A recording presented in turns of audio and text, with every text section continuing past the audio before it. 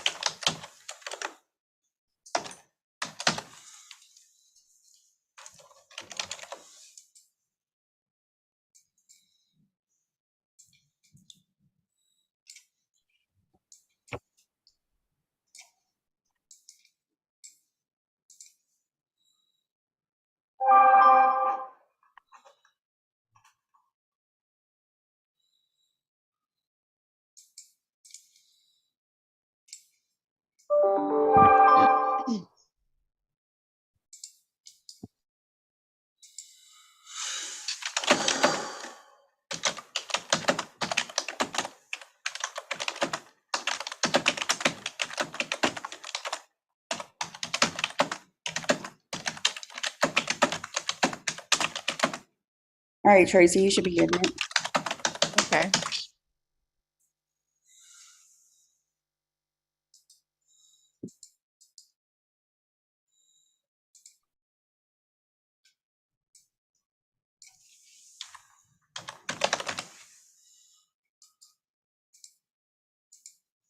It hasn't come through yet, Jacinta.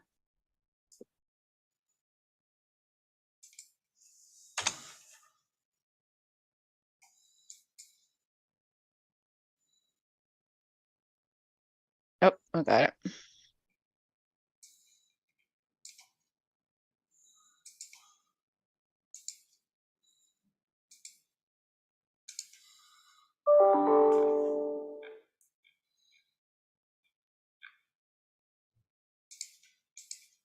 Jacinta, did you check the link? That's a really long link. Yes, that's the one that they give now that they've updated Zoom. So typically if you just put it in, it works. Okay. Let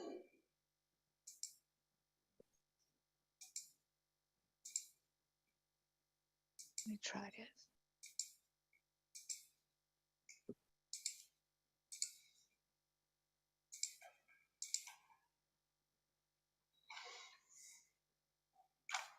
I have it posted, but let me check it. Let me try it. All right, we're live. Go ahead. You're good to go, guys.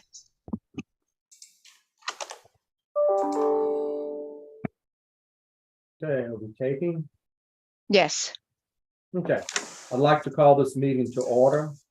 Please note any comments by the public are welcome and can be emailed to publiccomment@lsbme.la.gov. Jacinta, please confirm you verified the identity of all tele and video conference participants. Yes, sir. Is the sound clear and audible to the public and those on the tele and video conference? Yes. All additions to the executive or public comment must be made presently, as we will no longer make additions to the agenda after the close of the public session. Okay, we'll go ahead. Diana, would you do the roll call, please?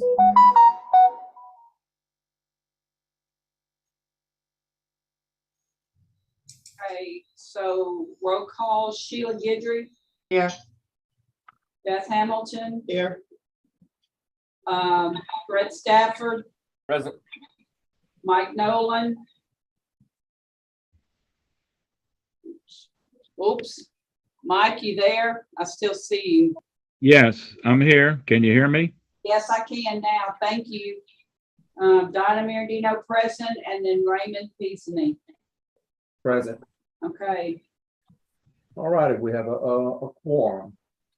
We'll move on to the agenda. I apologize that they didn't go out to everybody. We'll work on that, getting that to everybody before our next scheduled meeting. First on the item is to approve our minutes of August the 8th, 2022. Can we bring those up, please? Can we make the screen a little bit bigger?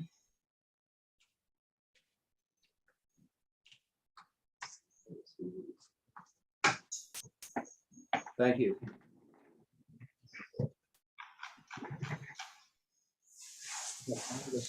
Meeting that I didn't go to for appearance receipt. Mhm. It was in June.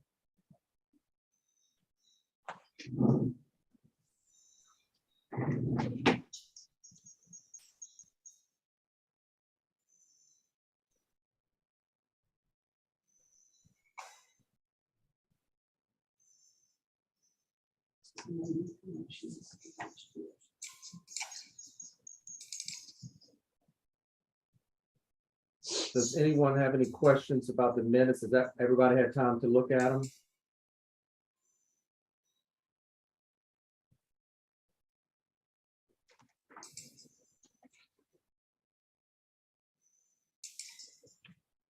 I wrote them, so make sure.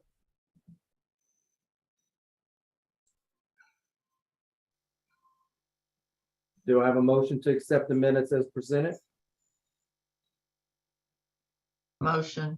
Do we have a second?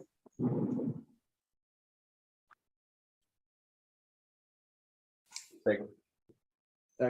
Is there any discussion? All in favor? Aye. Opposed? Is there any public comment, Dr. Collada? None so far, sir. Okay, let's move on to old business. Follow up on the rules and regs. We're gonna go ahead. Let me see. Look at this. The agenda. Okay. Rule revisions. Dr. Collada, any word on that? I know the last time that we spoke, the group would get together. And I think it's further on in my agenda to discuss that we would get together and relook at the rules. At this point, nothing's been done, Raymond. I've been out of town for 10 days, and to my knowledge, the group has not got together before I left. And so if they got together after I left, I don't know anything about it. No one has met. All right. Well, then we need to get them together and start working on it. Yes. Okay. All righty. Is there any public comment, Dr. Collada, on that? None yet. Okay. Just some follow-up items from our last meeting with Monique Culpepper, Slidell Memorial follow-up on background check for licensees. Well, again, I don't have a choice. It's a statutory requirement. And the background checks do take time.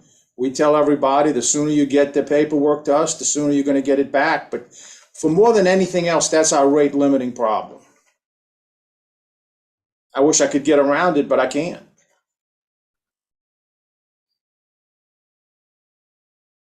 So who are we submitting? Who are we submitting these to, Doctor? Okay, we get them and send them to the Louisiana State Police. The Louisiana State Police then checks them for adequacy. Now, Raymond, I want to be very honest and tell you, many times we send them to the state police to get the fingerprints. They bring them to us. We send them to the state police with a check, and the state police rejects them that they did themselves.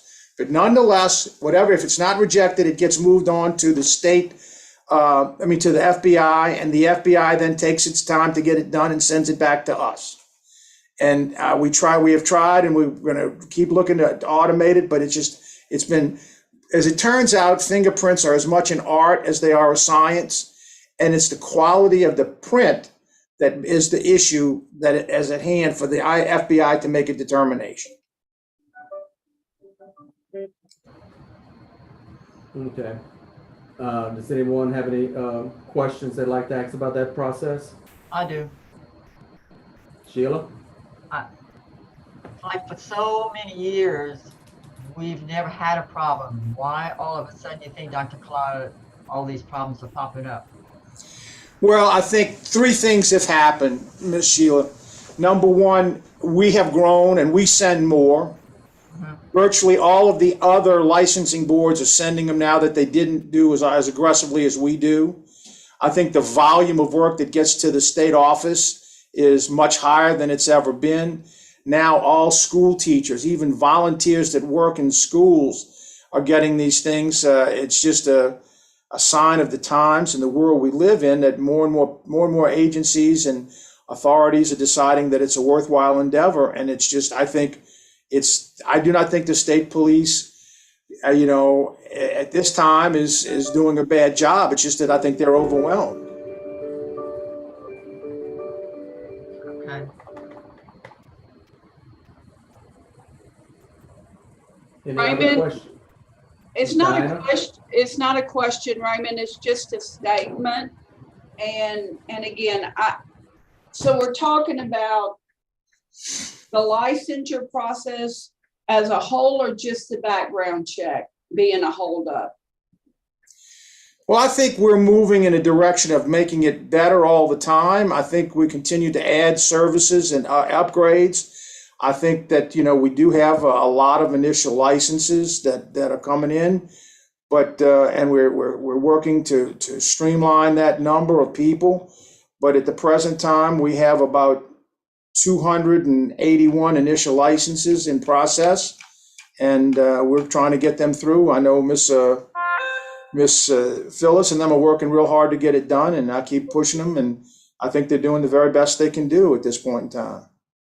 We're going to Okay. try and bring on some things to eliminate the need for transcripts. We're going to try and get those automated to update and expedite things. But again, the biggest holdup we have more than anything else is either they don't respond to our emails or it's the criminal background check. Now, if we send the licensee an email and they don't respond, and we send them a second email and they don't respond, we're on the verge, and we've now got approval. We're going to start closing out applications. Number one, if they have not submitted, by submit, we mean pay their fee. If they haven't submitted in 3 months after they start, we close them down. If they haven't responded to an email after 3 months, we're going to shut the application down so that our statistics do not look skewed. But I know that they call you when they need to be calling Ms. Phyllis or me or emailing me. And I think the key is we are doing what we can do. Vast majority of the time, it's either a question of they had a problem in a criminal background check, or can't get it done, or they're in investigations because of something that popped up, or it's an issue of they did not respond to our request for information. And, heck, I don't know what else to do. No, Dr. Claude, I'm not saying there's anything else to do, and please don't shoot me through the computer. And yes, you're right. And I haven't had any calls. Thank you. Because I don't like the calls. Because when they call me, then I'm coming straight back to you because I don't know where the breakdown is. And when I say breakdown, I'm talking about so many places between who we got doing background checks, between the licensee themselves who doesn't do what they need to do and that kind of thing. I'm just, again, I'm of the realm of, I'd say, continuing compliance over here.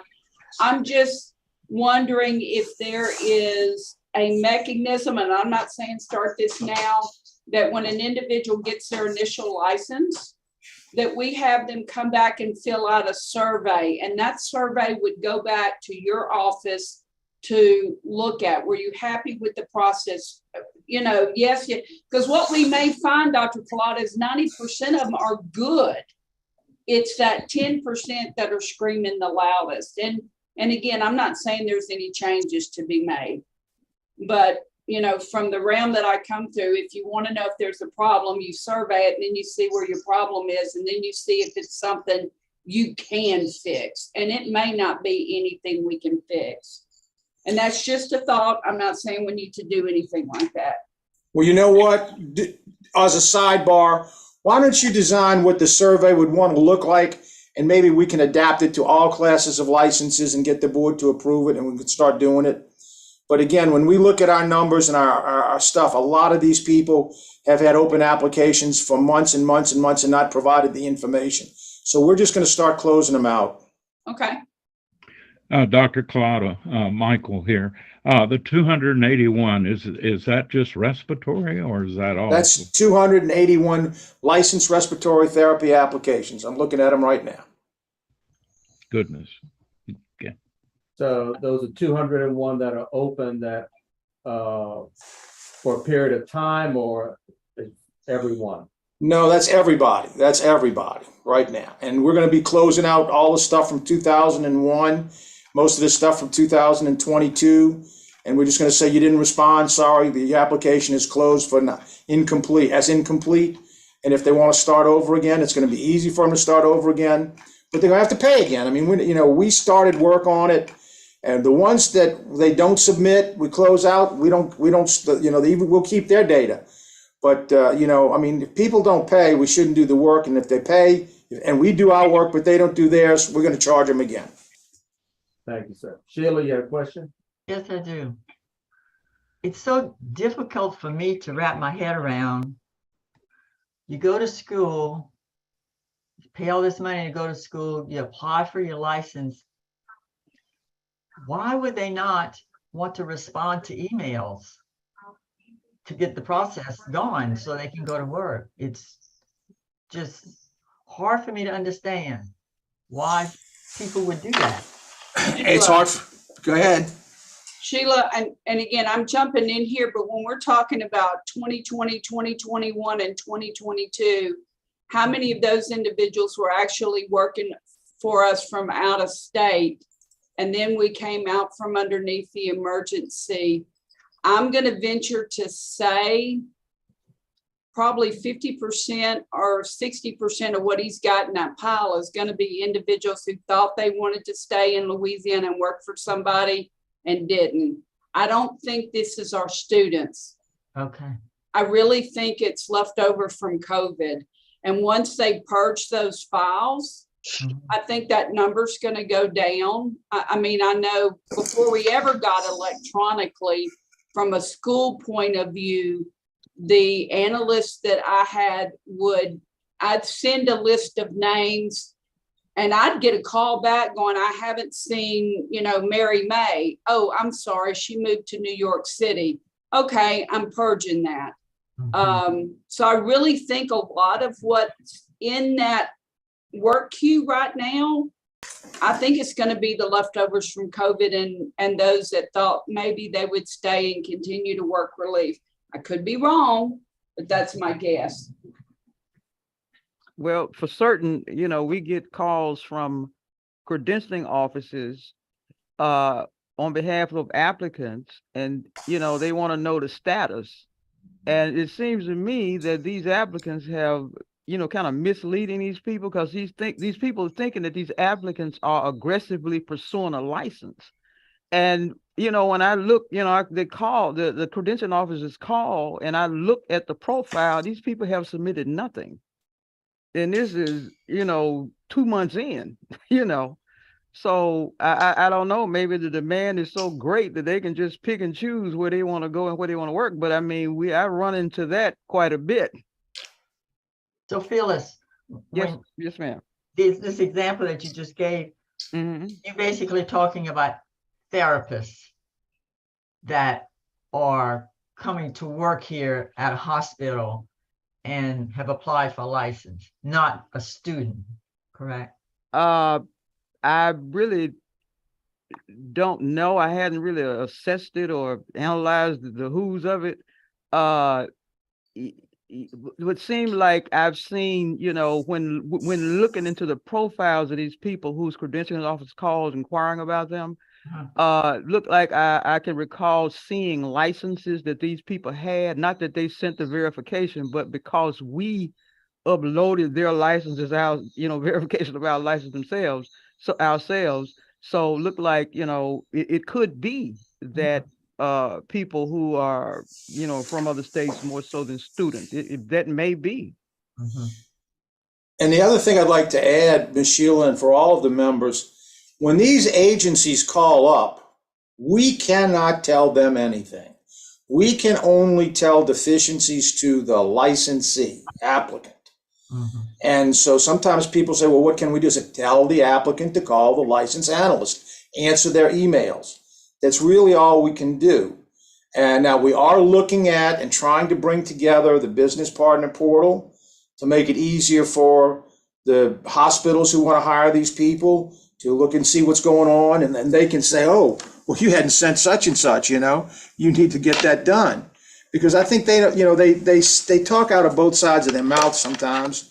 And I don't think it's fair to our licensing analysts who have sent them the email and then they don't respond and they don't have a license. And they say, well, I'll call my legislature. And the legislature calls me and the legislator says, I said, what's going on? I said, all I can tell you is they've not responded to emails for the last 6 months to things we've asked for. And I can't do anything else about it. So I have them call me.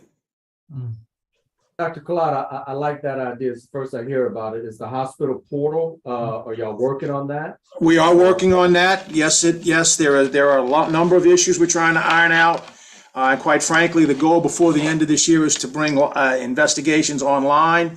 And shortly after January, we'll have the what's called parchment, which is going to get the transcripts in automatically, so they don't have to send us the transcripts. And then hopefully sometime before June, we'll have the business partner portal. It's an issue of working out all of the agreements with the partners and the fact that they have to understand the security involved and the fact that they can't release information outside of them talking to their person. I mean, it's all this whole law that protects the licensee and the information of the licensee. And we're trying to work through that to make it easy for the business partner portal to know what's going on. I think that would be a very big plus when that comes around. Yeah. It takes time. The Legal Eagles are working on it all the time. Thank you, sir. Dr. Collada, Michael again. Comparing the respiratory to other allied health and physicians, the BAT law, how do we stand? Is it pretty much the same across the board? We have similar problems across the board. For example, licensee XYZ in one of the other special licensing classes was sent a letter saying that your criminal background check fingerprints were inadequate. You need to resubmit them. They don't reply. They don't do anything. Everything else is done. We're still waiting. 6 months goes by. They call a legislator. They say, why they've gotten a license. I said, I can't tell you why, but tell them to call me because they've not been looking at their emails. And so we get them and they said, well, I never saw that email. I said, it was sent 3 times. It was sent on this day. It was to this address. Is that your email? Yep. Sent to this day. Is it still the same email address? It was sent to that one. Send it on that day. And then what happens is they say, oh, I guess I never looked at my email. So we'll get your stuff in, get it done, and we'll get your license. But again, the other thing is, and we tell them all, if you're at xyzuniversity.edu and you graduate and now you have a Gmail account and you don't tell us that your email address has changed, we send it to xyzuniversity.edu. If you don't tell us, it should go to a Gmail account. So that's another problem we run into. But again, I much like Sheila, think that these people are adults. I can't imagine they wouldn't respond to their emails, but it's beyond my control. I have one more question.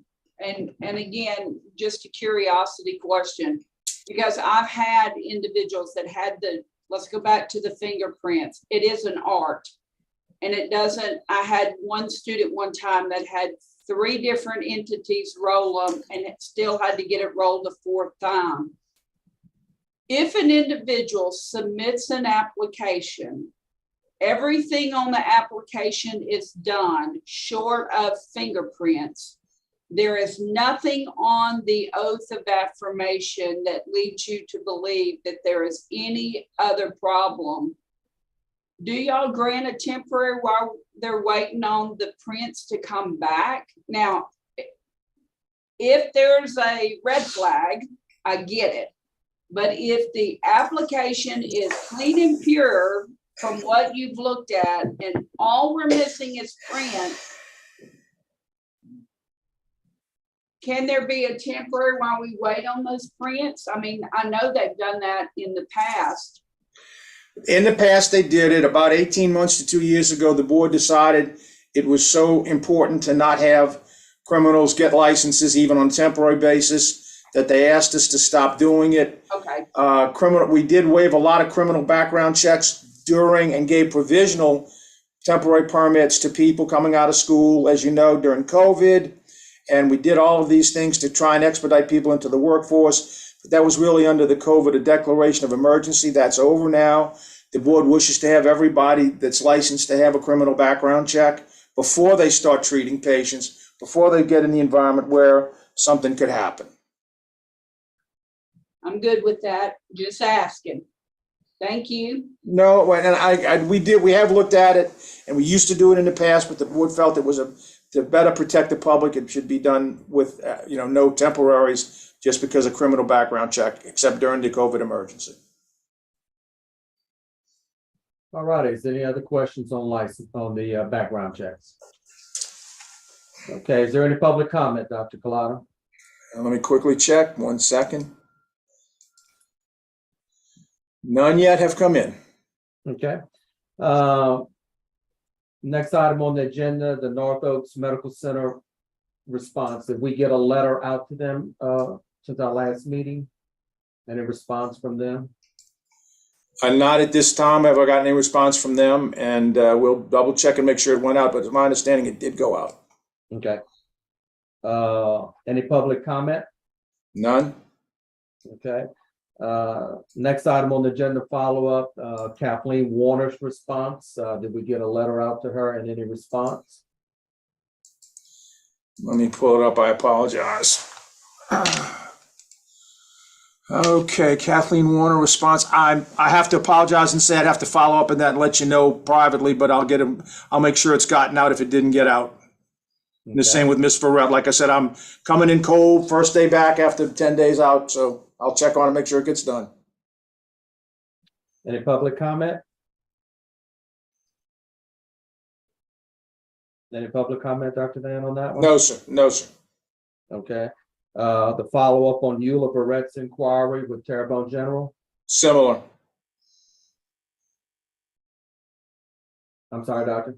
Same answer, and I have to get those responses approved by the board to make sure before they go out. Sheila, you have a question? Yes, I do. So my question is, the letters have gone out to these people, but we just haven't received a response. Okay, I have to check on those. I'm sorry. I got here an hour and a half before this meeting. I didn't get an agenda until, an hour, 15 minutes before the meeting. I apologize. I will get this, take care of it. I will send you all a notice on the responses. But all of those responses were going to have to be approved by the board. And so it's going to probably be at the January meeting, but I'll check on them and let you know. When you say responses, is that what we want to send back to them, our suggestions? Or Your suggestions have to be approved by the board to go out as an official board response. correct? So we don't know if that's been done. I cannot tell you. I do not think possibly only one has been done, Okay. but I will double check. Okay. So when that is done, we will get a copy of. When we send, if you all want, if we get a response, it will be, those responses are generally made to the person, and I'll be happy to send them to the advisory committee if you want. But again, they have to be approved by the board before we send them to anybody. Right, I understand. I'd appreciate if we could get a copy of the responses. That's not once the board finalizes it, I'll send them to you. Thank you. Any public comments, Dr. Collado? Checking right now. No, sir. Okay. Next item on the agenda is the Respiratory Advisory Committee members, Respiratory Therapist 1 person, LHA Representative 1, Physicians 2. I did receive an email from Roz Moore that they were submitting all the names for Senate confirmation, and that was last week. So she said it generally takes about 4 weeks. Yeah, we have little to no control about that. That's the governor's office, fourth floor. And I can't, I know that they're working on it, but they've, through the holidays, things slow down for them too.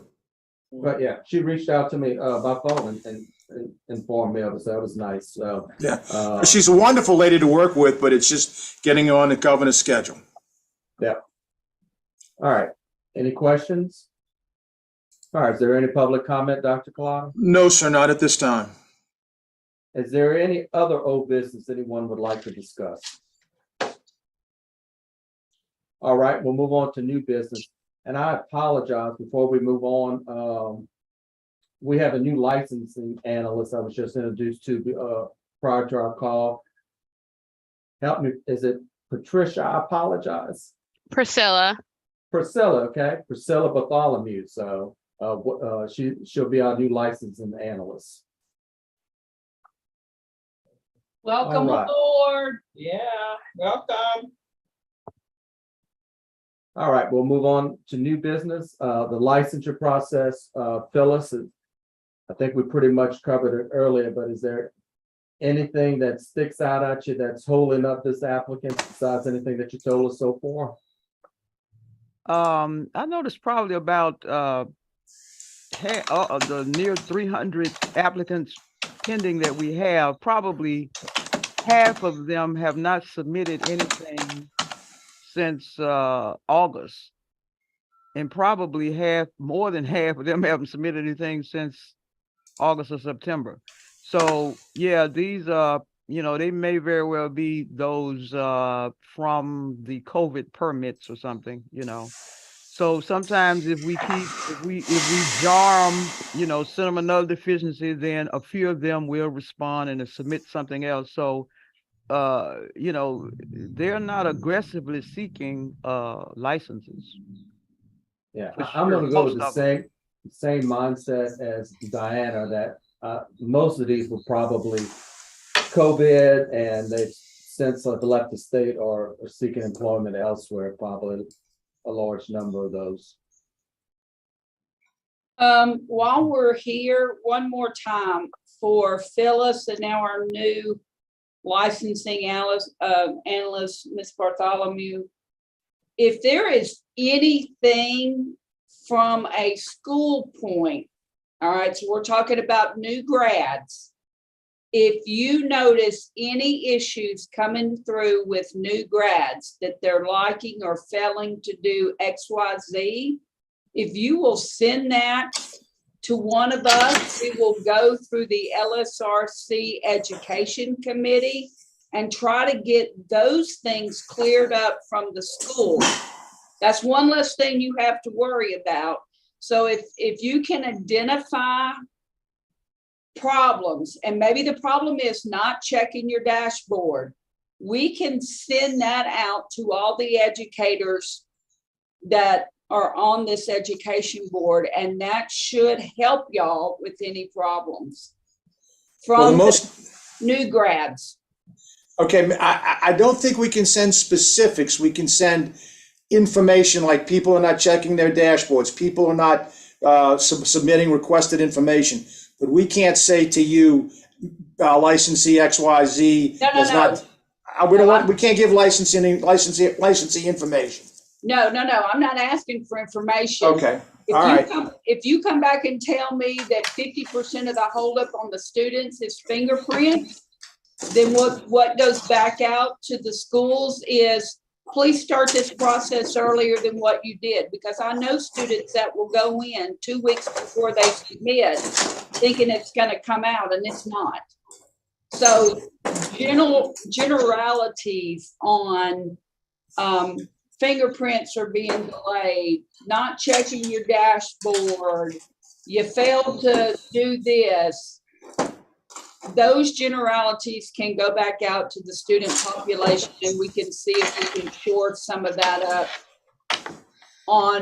through the schools. Because I'm comfortable with that. That's not a problem. Okay. I think you could take a message back right now, okay? Get your fingerprint process started earlier, check your emails regularly. If you have changed emails from the email you get applied with, The board needs to know about it. You need to check your dashboard regularly and update information with regard to address, phone number, and email address so that we can keep in contact with them. And understand that's the most important thing. If you could get that message out to the educators, it'll help a great deal. Done. Phyllis, is there anything else you'd like to share with us?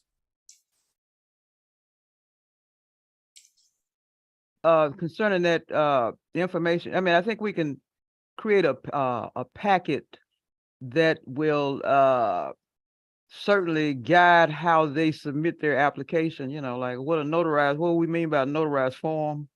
And, this statement of legal name form that we have, most people do not get that form right. So we'll send a packet as to what that form should look like, before submitted.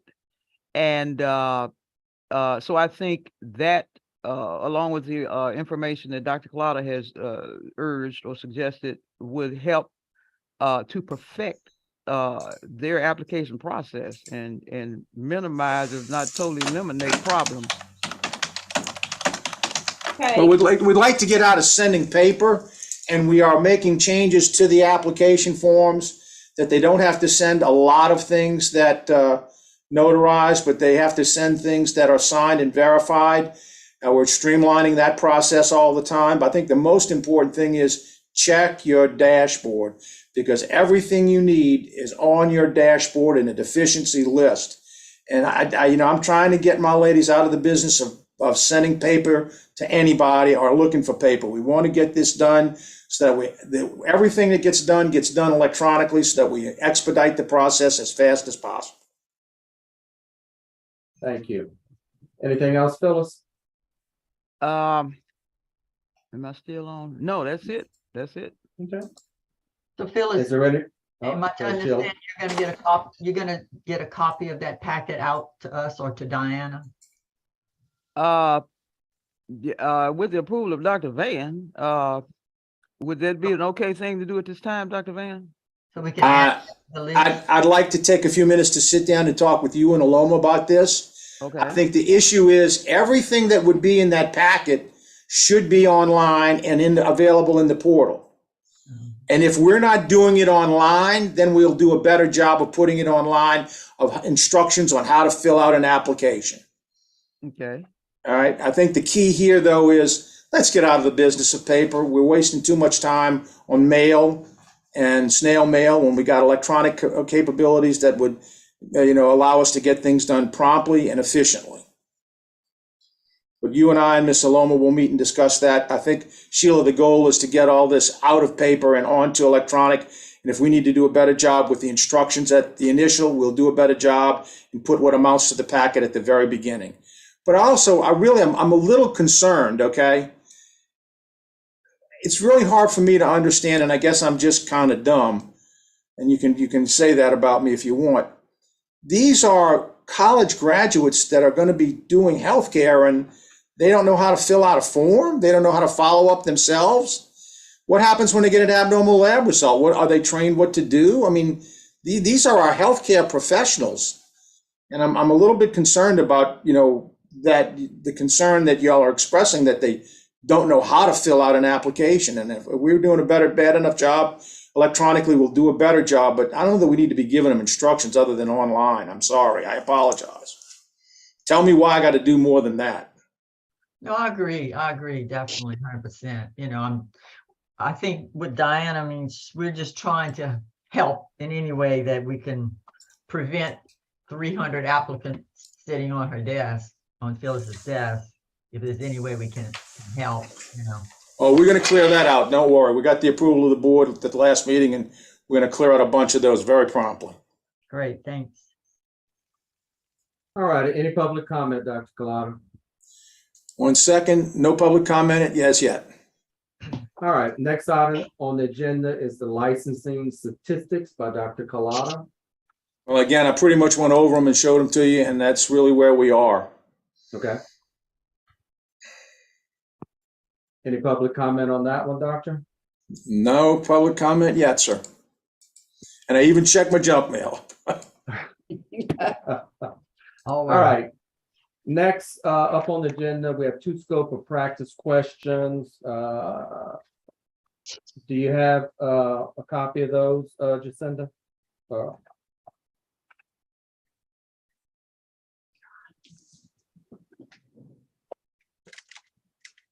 Olivia's getting to those now, Raymond.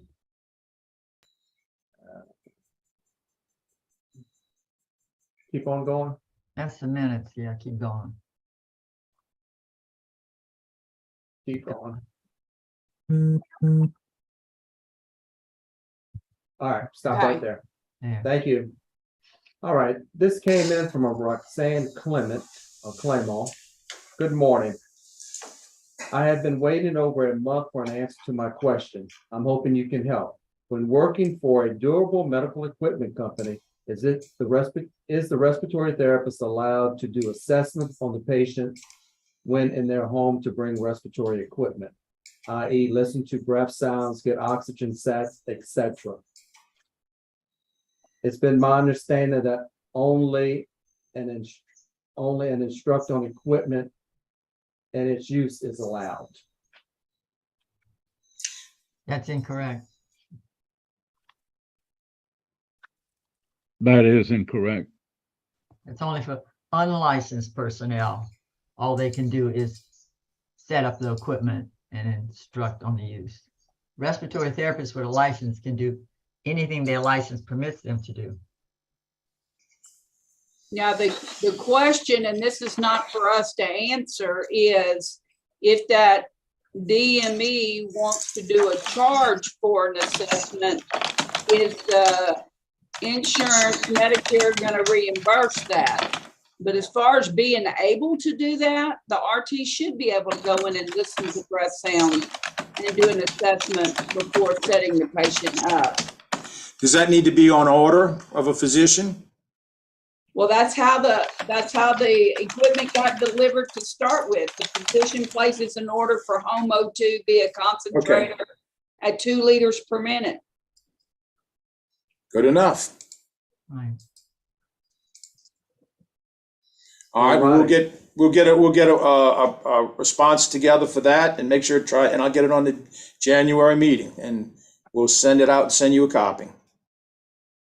Thank you, Dr. Collada. Is there any public comment on that question, Doctor? No public comment at this time. Give me a second to check junk email. Nothing has come in, sir.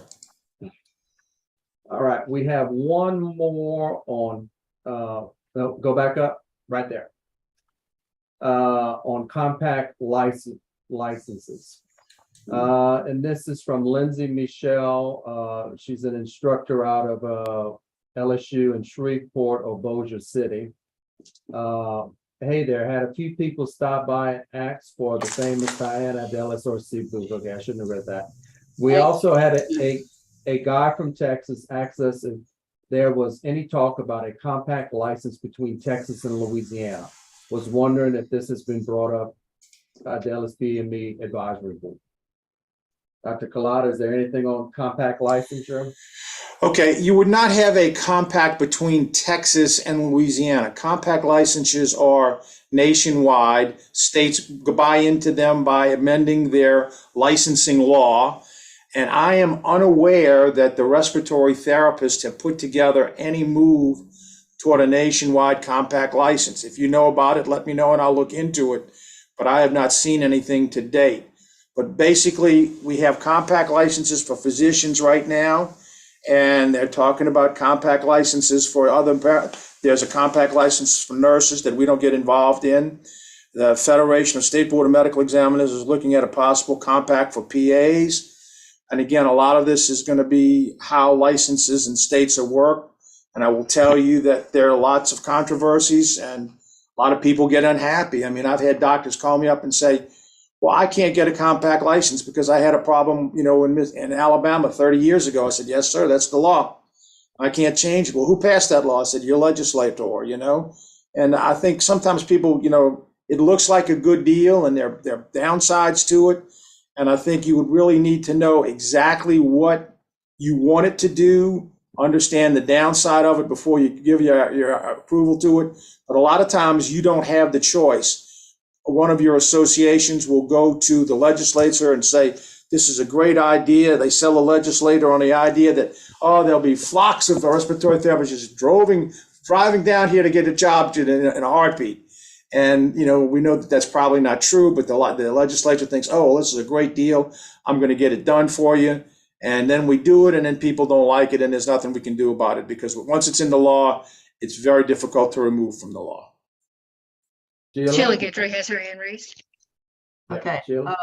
last night I listened to a little podcast conversation that the ARC put out, and it was the two people that were on the conversation was Miriam O'Day, who is our ARC Vice President of Government Affairs, and Mandy, how you say her last name, Raymond? DeRees? I don't know. Anyway, she's the ARC Director of Education. So it was those two answering questions on compact licensure. So I took a few notes, if y'all would like me to share the notes that they, the ideas that the ARC has right now about it. According to them, there are 39 states interested right now in participating in respiratory compact licensure. And the ARC needs a minimum of 10 states to participate. Each state would have to propose their own legislation. They're going to try to follow the nursing scope. It seems to be working fairly well. Of course, there'll be mandates, eligibility requirements. We must have a criteria requirements. There will be no extra testing required for compact licensure. You can get an individual state license or a multi-state license. Participate in compact in the state. You have to participate in the compact in the state that you reside in.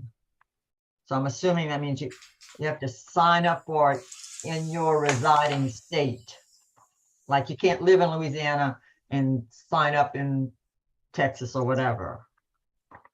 You have to have a license in good standing, background check, and there'll be lots of other mandates in that. They were just talking about a few. And the benefit, according to them, would be that a respiratory therapist could be able to practice in multi-states with one license. And of course, like you said, Dr. Collada, they're addressing, it would help to address workforce shortage across the United States. So they're working on it. They're looking into it, appears. And it's just in the beginning stages, but they're definitely looking into researching it for therapy. Just to give you, for example, right now there are 9 data points that have to be met in the physician compact. Mm-hmm. The license comes from the state of principal work on origin, okay? Mm-hmm. So for example, we are in the compact, and there are 33 states in the compact. Texas has just joined. Mm-hmm. But prior to Texas joining, you couldn't even take your compact license and go to Texas and work.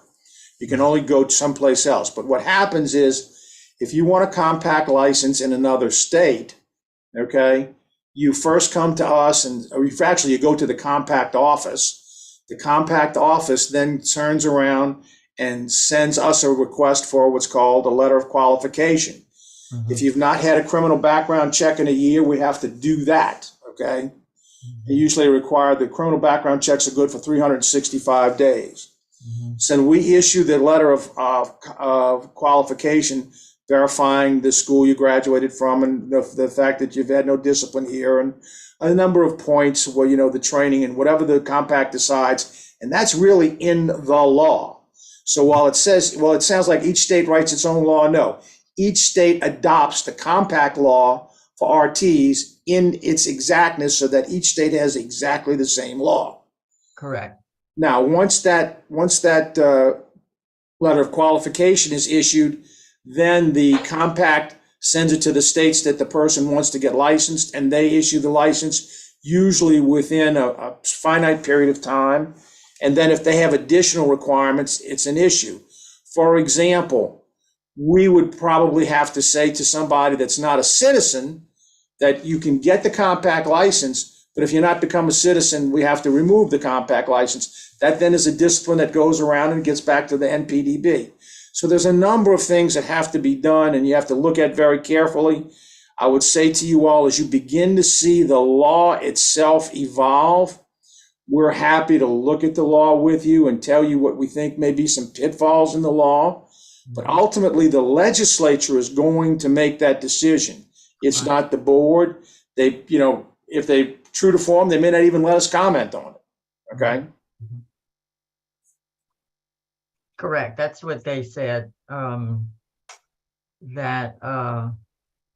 it would have to be proposed to the legislature in each state. And no state can change the law. They have to adopt the exact language that everybody else adopts. Right. That's what they said. There any other comments on compact licensure? No public comments at this time. Okay, can we go back to the agenda, Jacinda?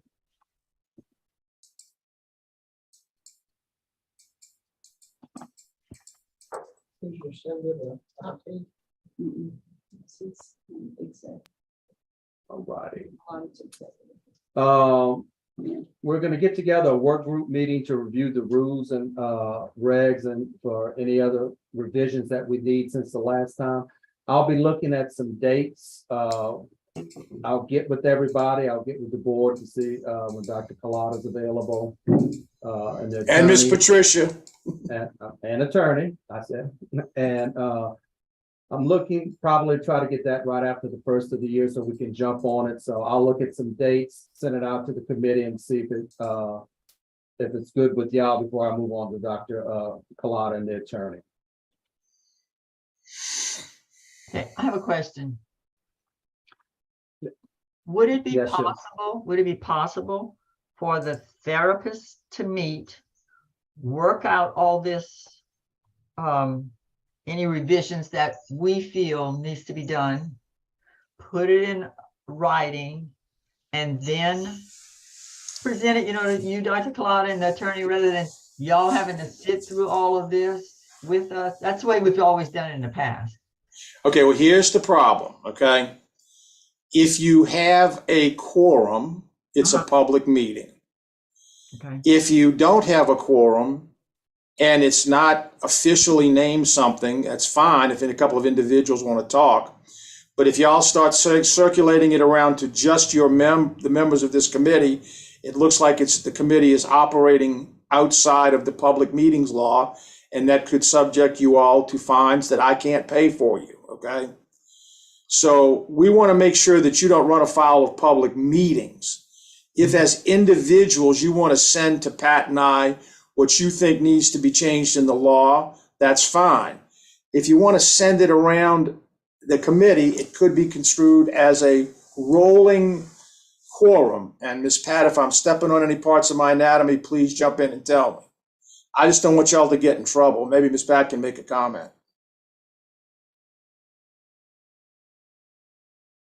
Sorry, I was trying to, I have some other windows open. I was trying to find how to unmute myself. That's exactly correct. If you designate a formal or informal subcommittee or work group that is a separate body of your advisory committee, and it becomes subject to the public meetings law in its own right. So you would have those get-togethers would have to be public meetings.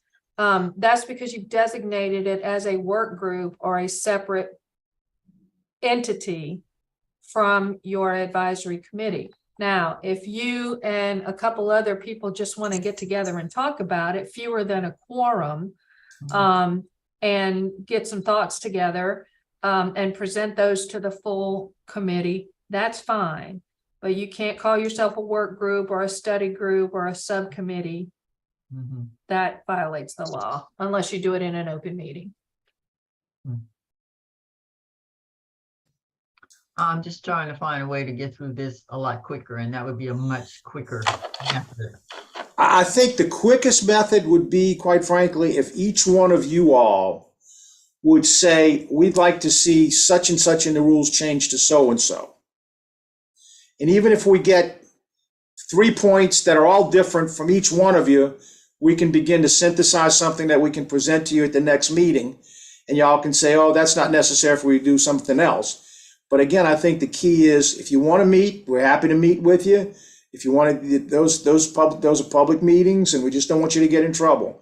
But if you send something to me or to Patricia or to both of us that we think the rules need to be amended to say so and so, that's fine. Those are bullet points there, and they come from individuals, and you can solicit them from anybody you want. But ultimately, you all will sit down and go over those things together, and then make a recommendation to the board as to what you think the new rules should incur or include. And then the board will either accept, reject, or modify those. Right. And again, I don't want you to think that whatever we do here is going to be what the final outcome is, because the final outcome is determined by the board and nobody else. Right. And that's the way we've done it in the past. What I'll do is I'll send an email out to the group and see how they'd like to proceed with this issue individually or meet as a group. Yeah, you can't, unfortunately, I apologize, you can't do that. You can't ask the board, your committee, to make decisions outside of the public. If you want to have a conversation about how you want it done, you have to do that in open session.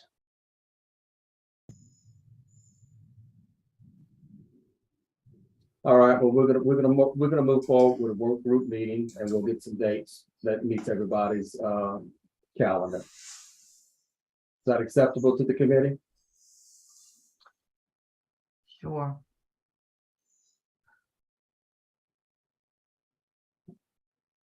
And I just want to say, in the past, when we did go over all the rules and revise them, let's recall it took more than 1 day to do it. Like 2 days in a row, such thing. So we're not talking about a couple of hours of work. And that's just your end of it. Yeah, you know, I'm just saying that to you and Dr. Claudia and to the attorney, how much of your time we're going to be taking, you know. I understand, but that's why I said it may be easier if each of you all just sent us an email with what you think needs to be changed, and then we can synthesize it into a group of bullet points that you can then vote yay or nay to in a very short meeting, you know. And that's we have ways of expediting your time. Mhm. But again, I think the key is we want you to tell us what you want, and we'll try to put it together for you all so that, but I just don't want you to run afoul of public meetings law, because I can't pay the fines. I can't do it. The law prohibits. Okay, I think the point is well taken. We've heard it from the attorney, so we'll move forward. Is there any public comment on that, Doctor? Double checking right now, sir. And just let me check the junk mail just in case something. No, sir. No public mail. No comments. All right, next on the agenda, it's tentative meeting dates for 2023. Each one is planned prior to the LSBME board meeting. Prior And to, Prior to the big board meeting. okay, again, I'm looking, if possible, I think last year, if I remember correctly, LSBME and our institution were on 2 different dates for Juneteenth. And that Monday actually for me is a holiday. Okay. So, If it's a state holiday, it'll affect the agency as well. well, but I think last year, Dr. Collada, y'all might have taken it on a Friday. We take it. We take it when It's a they go. law now, so. It's a law, and we're going to take Oh, it yeah. whatever the law says. Well, but I think well, June 19th is on a Monday, so y'all may have to take the Monday, but last year it was on a weekend. So there were some people that chose to pull the Friday before the weekend, and there were some of us that got the Monday after the weekend. So Raymond, that date probably needs to be moved. Okay, We can- we can move it to the week before, June 12th. Okay, What are those dates? The first one is March the 13th. I gave her a piece of paper, she's reading. Okay. And I'm glad you brought that up, Diana, because it's a holiday for my institution as well, so. Well, like I said, if it falls Monday through Friday, you don't have a choice. It's shut down. But when it falls on the weekend, institutions, I think, can vary whether they want Friday or Monday. So, yes, all the state offices would be closed that day. The problems, does anyone have any concerns with any other dates that are posted so far?